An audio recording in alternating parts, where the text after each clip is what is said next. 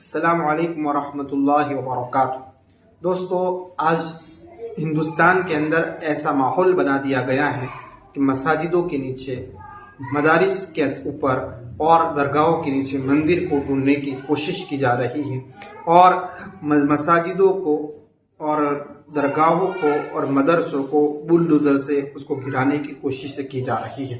دوستو، اسی طرح اجمیر درگاہ خواجہ معین الدین چشتی رحمۃ اللہ علیہ کی جو درگاہ ہے، جو مشہور درگاہ ہے، 800 برس پرانی درگاہ ہے، اس کے اوپر بھی جو کیس دائر کیا تھا، جو سوشل میڈیا کے اوپر بہت سارے ویڈیو وائرل ہوئے ہیں، اور اس کے بارے میں جو کیس دائر کیا تھا، اسی کے متعلق خواجہ معین الدین چشتی رحمۃ اللہ علیہ کی درگاہ کی یاچیکا جو 20 تاریخ کی سنوائی ہوئی تھی، اس کے بعد ایک مولانا کا بیان آیا ہے۔ آپ پہلے وہ بیان سنیں، اس کے بعد تفسیرہ کرتے ہیں۔ کپڑوں میں سکندر ہو ضروری تو نہیں، میلے کپڑوں میں قلندر بھی تو ہو سکتا ہے۔ جس بھکاری کو حقارت سے پکارا تو نے، اس کے کاسے میں سمندر بھی تو ہو سکتا ہے۔ خدا کی قسم تاریخ گواہ ہے، ایک کاسا تھا میرے سرکار غریب نواز کا، خود نہیں گئے، خادم کو بھیجا، جا کر انا ساگر سے کہنے لگا، چل انا ساگر تجھے خواجہ نے بلایا ہے۔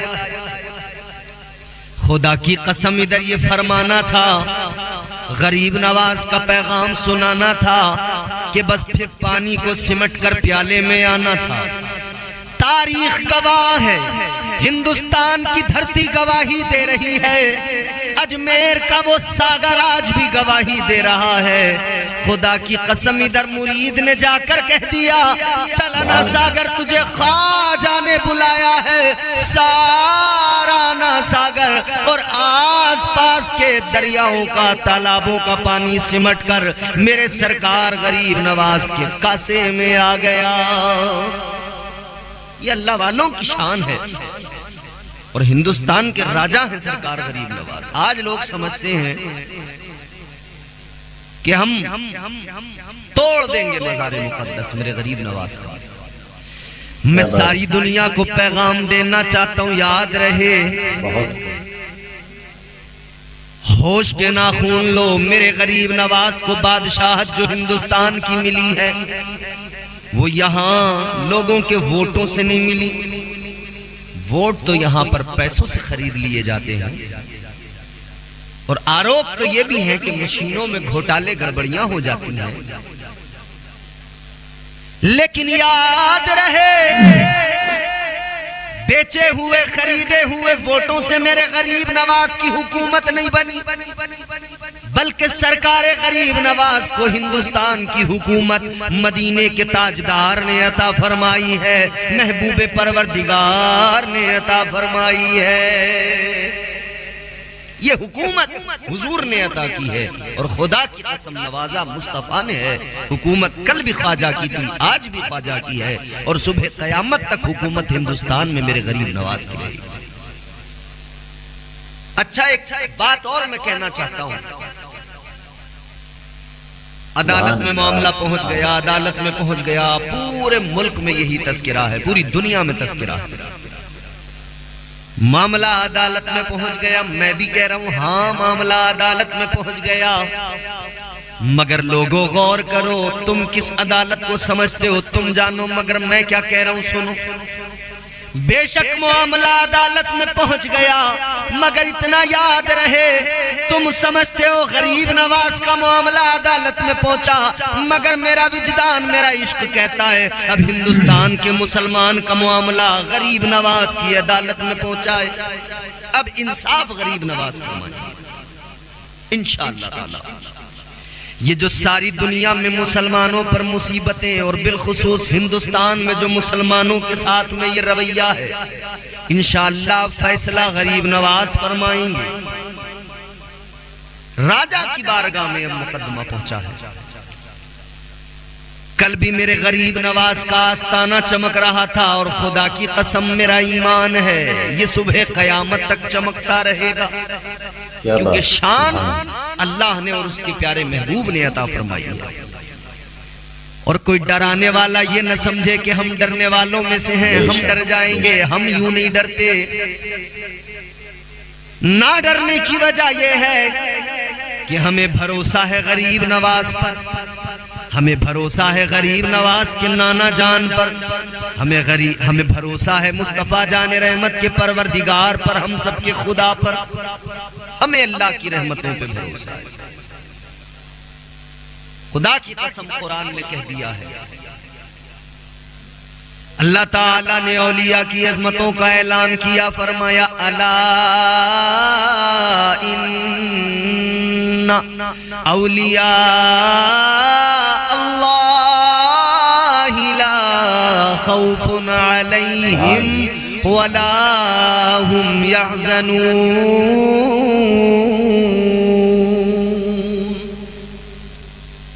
کوئی حضور غریب نواز سرکار کے آستانے کو توڑنے کا خواب لے کر چلا ہو اور کہتا ہو کہ میں ڈرا دوں گا،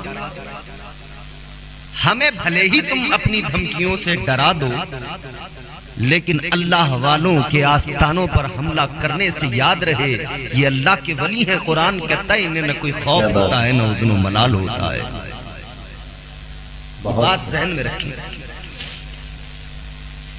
اور خدا کی قسم یاد رکھو، میرے خواجہ غریب نواز سرکار کی شان تو یہ ہے اللہ اللہ۔ جب ہندوستان میں آپ تشریف لائے، میرے مصطفیٰ جان رحمت نے ہندوستان آپ کو بھیجا، انتخاب کیا، معین الدین جاؤ، ہندوستان جاؤ۔ اور یہ سفر اتنا آسان بھی نہیں تھا مسلمانوں۔ جب خواجہ غریب نواز ہندوستان میں آئے، آپ ہندوستان کی سرزمین کی طرف جب رواں دواں ہیں، اپنا سفر طے کر رہے ہیں، چند آپ کے خادم آپ کے ساتھ ہیں، راہ میں چلتے چلتے پیروں کی جوتیاں ٹوٹ گئیں، آگے بڑھے، سفر کرتے رہے، ننگے پیر سفر کیا ہے، پیروں میں چھالے پڑ گئے۔ خدا کی قسم غریب نواز کے پیروں میں چھالے پڑے ہیں، تب ہندوستان میں اسلام آیا ہے۔ غریب نواز نے سفر کی صعوبتیں اٹھائی ہیں، تب ہندوستان میں اسلام آیا ہے۔ اسلام کا پرچم جو لہرایا گیا ہے، یوں ہی اسلام نہیں آ گیا۔ میرے غریب نواز کی محنتوں پہ ذرا غور کرو۔ اللہ اللہ ہندوستان کی سرحدوں میں میرے غریب نواز داخل ہوئے، اللہ اکبر کبیرہ، لوگ آپ کو دیکھتے گئے، آپ کی باتیں سنتے گئے، دل میں اسلام گھر کرتا گیا، لوگ کلمہ پڑھ کر مسلمان ہوتے گئے۔ راجہ کو خبر مل گئی ایک کوئی درویش آیا ہے، ایک کوئی فقیر آیا ہے، وہ ہندوستان میں داخل ہوا ہے اور نہ جانے کتنے لوگوں کو اس نے کلمہ پڑھا دیا ہے۔ ایک روایت کے مطابق ہندوستان میں جب داخل ہوئے ہیں، سرحدی علاقوں سے گزرے ہیں، 2.5 لاکھ لوگوں کو کلمہ پڑھا کر مسلمان بنا دیا ہے۔ یہ شان ہے میرے سرکار غریب نواز۔ آپ لوگوں کو اسلام دیتے گئے، لوگ کلمہ پڑھتے گئے، ایمان کی صدائیں، اسلام کی صدائیں گونجنے لگیں، لا الہ الا اللہ کے نغمے بلند ہونے لگے۔ راجہ کے دربار میں خبر پہنچی ایک درویش آیا ہے، جدھر سے جاتا ہے اپنے مذہب کی اس طرح سے ترویج و اشاعت کر رہا ہے، لوگ اس کی باتیں سنتے ہیں، اس کی کرامتوں کو دیکھتے ہیں، لوگ کلمہ پڑھ کر مسلمان ہو جاتے ہیں۔ اس نے کہا سپاہیوں سے کہ جاؤ گرفتار کر لو اس فقیر کو، گرفتار کر لو اس بابا کو، پکڑ کر لاؤ۔ سرکار غریب نواز کو پکڑ لیا گیا، دربار راجہ کے دربار میں لایا گیا، راجہ کے سامنے پیش کیا گیا۔ آپ آ گئے، آنے کا انداز بھی ذرا ملاحظہ کرو، فقیرانہ لباس ہے، شہنشاہوں والا وہ لباس نہیں ہے جس میں ہیرے موتی جڑے ہوتے ہیں، نہیں۔ خدا کی قسم یہ گدڑی کے لال ایسے ہی ہوا کرتے ہیں، اسی لیے تو کہنے والے نے کہا اجلے کپڑوں میں سکندر ہو ضروری تو نہیں، میلے کپڑوں میں قلندر بھی تو ہو سکتا ہے۔ جس بھکاری کو حقارت سے پکارا تو نے، اس کے کاسے میں سمندر بھی تو ہو سکتا ہے۔ سرکار غریب نواز اپنی ایک گٹھری، چھوٹی سی ایک گٹھری جس میں کچھ سامان ہے، کیا سامان ہے؟ راجہ نے کہا تھا کیا ہے اس میں؟ فکر ہو گئی راجہ کو، کیا ہے اس کے اندر دکھاؤ۔ کھولا گیا، کیا نکلا؟ وضو کا لوٹا اس کے اندر، کیا نکلا؟ نماز پڑھنے کے لیے جا نماز، مصلی۔ یہی تو ہوتا ہے نا فقیروں کے پاس۔ ایک اللہ والے تھے، ان کے ہاتھ میں تسبیح تھی۔ ایک انگریز تھا، اس نے دیکھا کہ بابا یہ جو تمہاری تسبیح ہے کیا ہے؟ یہ کہا یہ تسبیح ہے۔ کہا اس سے کیا ہوتا ہے، کیا کرتے ہو اس سے؟ تو اس انگریز کے ہاتھ میں پستول تھا۔ اللہ والے نے فرمایا یہ تمہارے ہاتھ میں کیا ہے؟ اس نے کہا یہ پستول ہے۔ اللہ والے نے فرمایا اس سے کیا ہوتا ہے؟ اس نے کہا بھی دکھاتا ہوں۔ ایک پرندہ بیٹھا ہوا ہے، اس نے گولی چلائی، گولی پرندے کو لگی، پرندہ تڑپ کر زمین پہ گر گیا۔ یہ انگریز کہنے لگا دیکھو بابا، اس سے یہ ہوتا ہے کہ ابھی پرندہ بیٹھا تھا، ابھی میں نے اس کو چلایا ہے اور پرندہ نیچے گر گیا، تڑپ کے مر گیا۔ اب تم بتاؤ تمہاری تسبیح سے کیا ہوتا ہے؟ اللہ والے نے آگے بڑھ کر اپنی تسبیح پرندے کو لگائی، پرندہ پھر سے زندہ ہو کر اڑنے لگا، پھر سے جا کر شاخ پہ بیٹھ گیا۔ اللہ والے نے فرمایا تیری بندوق، تیرا تمنچا یہ لوگوں کو مارتا ہے، تیرا پستول مارتا ہے، میری تسبیح مردوں کو زندہ کرتی ہے۔ کیا ہے غریب نواز کے پاس میں؟ تسبیح ہے، مصلی ہے، وضو کا لوٹا ہے۔ یہ مصلی کو پلٹ پلٹ کر دیکھ رہے ہیں، اس میں ہے کیا؟ غریب نواز سرکار کے مصلی کو پلٹ پلٹ کر دیکھ رہے ہیں۔ راجہ نے کہا کیا مشن ہے، کیا منصوبہ ہے؟ فرمایا کوئی مشن نہیں ہے، اللہ کی زمین ہے، اللہ کا قانون ہے، اللہ کا نظام ہے، اللہ کا دین ہے، اسی کی تبلیغ کر رہے ہیں۔ راجہ نے کہا نہیں کرنے دوں گا، تبلیغ نہیں کرو گے، کسی دین کا یہاں پر پرچار نہیں کرو گے۔ سرکار غریب نواز نے فرمایا تم بھی طاقت کا استعمال کر کے دیکھ لو اور ہمیں روک کر دیکھ لو، تم بھی زور لگاؤ، ہم بھی اپنی کوشش کرتے ہیں۔ راجہ کہنے لگا میرے پاس میں فوج ہے، خواجہ نے فرمایا میرے پاس رحمتوں کی موج ہے۔ راجہ کہنے لگا میرے پاس میں ہتھیار ہیں، خواجہ نے فرمایا میرے پاس میں میرا کردار ہے۔ راجہ کہنے لگا میرے پاس سپاہی ہے، میرے پاس میں طاقت ہے۔ خواجہ نے فرمایا تیرے پاس طاقت ہے تو کیا ہوا، میرے پاس اللہ کی رحمت ہے۔ بے شک بے شک۔ میرے سرکار غریب نواز نے وقت کے راجہ کا مقابلہ کیا ہے اور تلوار نہیں چلائی ہے، ہتھیار نہیں اٹھائے ہیں۔ ایسا نہیں تھا کہ آپ اپنے ساتھ کوئی فوج لے کر آئے ہوں اور گولیاں چلائی ہو، آ کر یہاں پر تلواریں چلائی ہوں، بالکل نہیں۔ بس میرے خواجہ نے اتنا کیا ہے کہ لوگوں کو اسلام کی حقیقت اور اسلام زبانی طور پر بھی عملی طور پر بھی لوگوں کے سامنے پیش کیا ہے اور لوگ متاثر ہو کر کلمہ پڑھ کر مسلمان ہو گئے۔ تاجدار مدینہ والی کائنات مصطفیٰ جان رحمت کے پیارے دیوانوں، میرے سرکار غریب نواز نے کس کس طرح سے اسلام پھیلایا، غور فرمائیے۔ سبحان اللہ سبحان اللہ۔ یہاں کیا تھا؟ کفرستان، ہر طرف معبودان باطل کی پرستش، پتھر کے خداؤں کی عبادت، اس کے سوا تو کچھ نہیں تھا۔ میرے سرکار غریب نواز نے دیکھا کہ ان کو کس طرح اپنی طرف راغب کیا جائے، کس طرح ان لوگوں کو اپنے قریب بلایا جائے۔ تو پہلے غور کیا کہ یہ جو کچھ کرتے ہیں عبادات کے تعلق سے، ان کے لحاظ سے جو ان کی عبادت کہلاتی ہے، یہ اس میں کرتے کیا ہیں۔ آپ نے دیکھا کہ یہ جا کر معبودان باطل پتھر کے خداؤں کے آگے سر جھکاتے ہیں، وہاں پر ان کے جو ہے میوزک بجتے ہیں۔ چونکہ آج بھی آپ دیکھ سکتے ہیں، آپ یہود و نصارہ کے یہاں دیکھ لیں، وہاں پر بھی میوزک آپ کو عبادت گاہوں میں ملے گا، اور آپ اہل ہنود کے یہاں پر دیکھ لیں، وہاں بھی آپ کو میوزک، ہارمونیم، گٹار، یہ سب کچھ عبادت گاہوں میں ملے گا، کیونکہ ان کی عبادتوں میں ان کے لیے جو ان کی عبادت ہے، ان کی بندگی اور پرستش جو ان کے لیے ہے، اس میں ان کے یہاں اس سب کا استعمال ہے، موسیقی کا استعمال ہے۔ جبکہ اسلام الحمدللہ وہ پیارا، وہ ستھرا، وہ سچا، وہ پاکیزہ مذہب ہے کہ یہاں پر کوئی گٹار نہیں بجایا جاتا، یہاں پر کوئی ستار نہیں بجایا جاتا، یہاں کوئی ہارمونیم نہیں بجائے جاتے۔ یہاں پر تو اللہ کی بارگاہ میں سر جھکا کر پھر سبحان ربی الاعلیٰ کی صدائیں بلند کی جاتی ہیں، پھر اللہ کی پاکی کا اعلان کیا جاتا ہے۔ اللہ کی کبریائی، اس کی توحید، اس کی بڑائی بیان کی جاتی ہے۔ سرکار غریب نواز نے دیکھا یہ میوزک کے شائق ہیں اور دلدادہ ہیں، تو آپ نے اسی طرح سے پھر اسلام کی تبلیغ کی کہ ان لوگوں کو اپنے قریب بلانا ہے۔ آپ نے ایک سارنگی بنائی۔ سارنگی آج بھی دنیا میں اس کا چلن ہے، اور سارنگی اس کا نام اس لیے ہے کہ ایک طرف اس کے گولائی ہوتی ہے بالکل اس طرح جیسے سر ہوتا ہے انسان کا، اور پھر آگے کو لمبا رہتا ہے۔ سارنگی، سرکار غریب نواز نے سارنگی لی، سارنگی تیار کی، اور جس راستے سے لوگ جاتے تھے مندر کے لیے اس راستے پر آپ بیٹھ گئے۔ آپ نے وہاں پر ساز بجانا شروع کیا۔ کون سا ساز تھا؟ ہمارے یہاں صوفیہ نے اس کا ایک نظریہ پیش کیا ہے، اور جس کو خطبہ اپنے انداز میں اس نظریے کو پیش کرتے ہیں کہ سرکار غریب نواز نے جو ساز وہاں پر بجایا، اس ساز میں بھی در حقیقت کیا تھا؟ اللہ کی توحید کا اعلان۔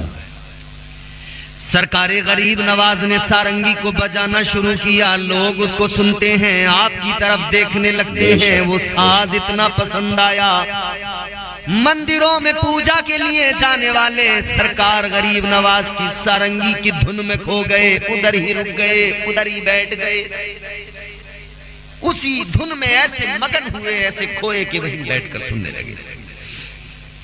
غور فرمائیے، سرکار غریب نواز نے ساز جو بجایا، کیا بجایا؟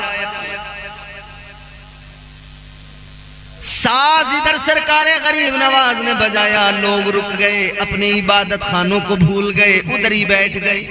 ایک رنگ پیش کیا ہمارے یہاں خطبہ نے، اور وہ رنگ کچھ اس طرح سے پیش کیا کہ گویا اس طرح سے شاید بجایا ہوگا۔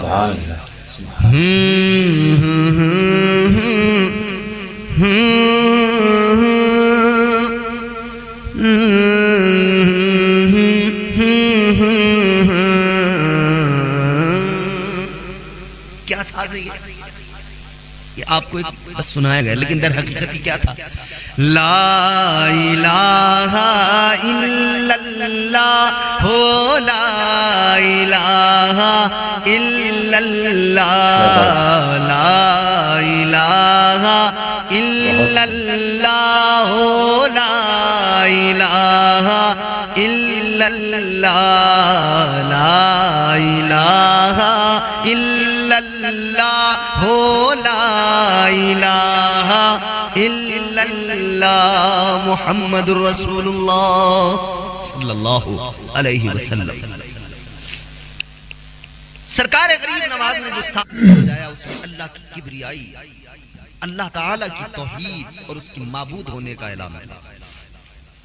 تاجدار مدینہ والی کائنات مصطفیٰ جان رحمت کے پیارے دیوانوں، لوگ رکنے لگے، اپنی عبادت گاہوں کو بھول گئے، غریب نواز کے پاس بیٹھ کر سننے لگے۔ آپ نے جتنی دیر بجانا تھا بجایا، اور اس کے بعد میں فرمایا آپ کل آنا۔ لوگ چلے گئے۔ دوسرا دن آیا، آپ نے پھر اسی وقت میں ساز بجانا شروع کیا۔ آج جب میرے سرکار غریب نواز نے ساز بجایا، کل سے بھی زیادہ لوگ آئے۔ کل جتنے تھے اس کے مقابلے میں اور زیادہ لوگ آئے۔ اب اور زیادہ لوگوں کو چونکہ پتہ لگ گیا، یہ سلسلہ جاری رہا۔ روزانہ میرے غریب نواز سارنگی کو بجاتے، لوگ دن بدن بڑھتے گئے، زیادہ ہوتے گئے۔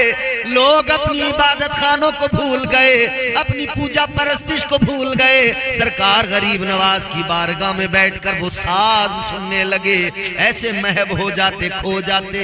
وہ ساز گویا دلوں پہ اثر کر گیا۔ اب ایک دن بڑی تعداد، دھیرے دھیرے دھیرے دھیرے تعداد بڑھتی گئی۔ جب تعداد بڑی ہو گئی، ایک روز جب بہت بڑی تعداد میں لوگ آئے، غریب نواز نے ساز نہیں بجایا۔ لوگ کہنے لگے بابا ہم تو سارا دن ساری رات تیرے اس وقت کا انتظار کرتے ہیں، جائیں گے ساز سنیں گے، ہمیں بڑا سکون ملتا ہے، لیکن آج آپ اس ساز کو نہیں بجا رہے ہیں۔ بات کیا ہے؟ سرکار غریب نواز نے فرمایا آج نہیں بجاؤں گا۔ یہ کہنے لگے نہیں بابا اب ہم سے رہا نہیں جائے گا، اب تو ضرور سنانا پڑے کیا گا۔ بات، سبحان اللہ۔ سرکار غریب نواز نے فرمایا اگر تمہیں ضرور سننا ہے تو تمہیں وہ کرنا پڑے گا جو میں کہوں گا۔ بے شک۔ کہنے لگے بے شک۔ بابا جو کرانا ہے کرا لو، مگر ساز ضرور سناؤ، سارنگی ضرور بجاؤ۔ سرکار غریب نواز نے فرمایا اچھا تو چلو میرے ساتھ۔ سارے کے سارے لوگوں کو آپ اپنے ساتھ لے کر انا ساگر پر آ گئے۔ فرمایا جیسے میں کروں ویسے کرو۔ آپ نے وضو کرنا شروع کیا، لوگ بھی ایک دوسرے کو دیکھ کر، غریب نواز سرکار کو دیکھ کر، پھر ایک دوسرے کو دیکھ کر ویسے ہی کرنے لگے۔ سب نے گویا وضو کر لیا۔ پھر آپ نے اسی انا ساگر کے کنارے میدان میں فرمایا صفیں بنا کر کھڑے ہو جاؤ۔ سب کھڑے ہو گئے، آپ آگے کھڑے ہوئے۔ آپ نے فرمایا جیسے میں آگے کروں ویسے تم کو کرنا ہے۔ آپ نے آگے کھڑے ہو کر کانوں تک ہاتھ اٹھا کر کہا اللہ اکبر۔ ہاتھ کانوں تک اٹھا کر ہاتھ ناف کے نیچے باندھ لیے، نماز کی نیت باندھ لی۔ پیچھے سے سب لوگوں نے دیکھا، انہوں نے بھی اللہ اکبر کہہ کر ہاتھ باندھ لیا۔ قیام کیا سرکار غریب نواز نے، رکوع کیا، انہوں نے بھی دیکھ کر ویسے کیا۔ پھر میرے غریب نواز سرکار سجدے میں گئے، انہوں نے سرکار غریب نواز کو سجدہ کرتے دیکھا، یہ بھی سارے سجدے میں گئے۔ سجدے میں غریب نواز سرکار نے سر کو رکھا، اللہ کی بارگاہ میں معروضہ پیش کیا، مولا اے میرے پروردگار ان کے سروں کو جھکانا تیری بارگاہ میں یہ میرا کام تھا، معین الدین کا کام تھا۔ اے مولا ان کے دلوں کو اپنی بارگاہ میں جھکانا یہ تیرا کام ہے، مولا یہاں تک لانا میرا کام تھا، اب انہیں جنت کا مسافر بنانا تیرا کام ہے۔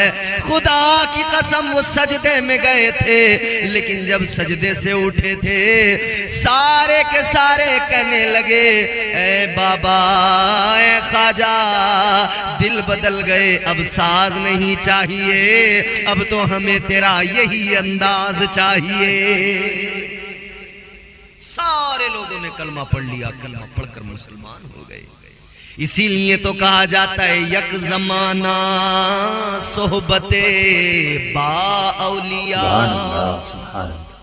یعنی ایک لمحہ کسی اللہ والے کی صحبت میں بیٹھنا، یک زمانہ صحبت با اولیاء بہتر از 100 سال طاعت بیریا۔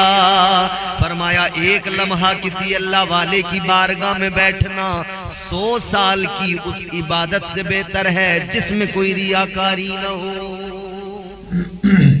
کیونکہ اللہ والوں کی بارگاہ میں جب بندہ آتا ہے تو اس کا دل بدل جاتا ہے، گنہگار آتا ہے تو متقی بن کے جاتا ہے، چور آتا ہے تو ولی بن کے جاتا ہے، ڈاکو آتا ہے قطب ابدال بن کے جاتا ہے۔ یہ اللہ والوں کی شان ہے، یہ اللہ والوں کا مقام ہے۔ نگاہ مرد مومن سے بدل جاتی ہیں تقدیریں جو ہو ذوق یقین پیدا۔ دوستو آپ نے ویڈیو کے اندر دیکھا کیسے ایک مولانا بیان کر رہے تھے اور بتا رہے تھے من عاد ولیا، یعنی جو اللہ کے ولیوں سے دشمنی رکھتا ہے، اللہ کے ولیوں کو پریشان کرتا ہے، گویا وہ اللہ رب العزت سے دشمنی مول لے رہا ہے، اللہ رب العزت کو پریشان کرتا ہے۔ یہ حدیث کا ٹکڑا ہے، اس لیے ہمیں گھبرانے کی ضرورت نہیں ہے۔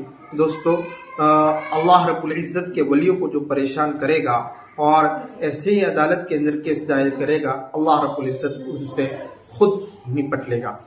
دوستو آپ اس ویڈیو کے تعلق سے کیا رائے رکھتے ہیں؟ ویڈیو کے کمنٹ باکس میں ضرور لکھنا۔ ویڈیو کو زیادہ سے زیادہ اپنے دوستوں کے ساتھ شیئر کرنا، لائک کرنا، سبسکرائب کرنا تو نہ بھولیے۔ ملتے ہیں نیکسٹ ویڈیو میں، تب تک کے لیے السلام علیکم ورحمۃ اللہ۔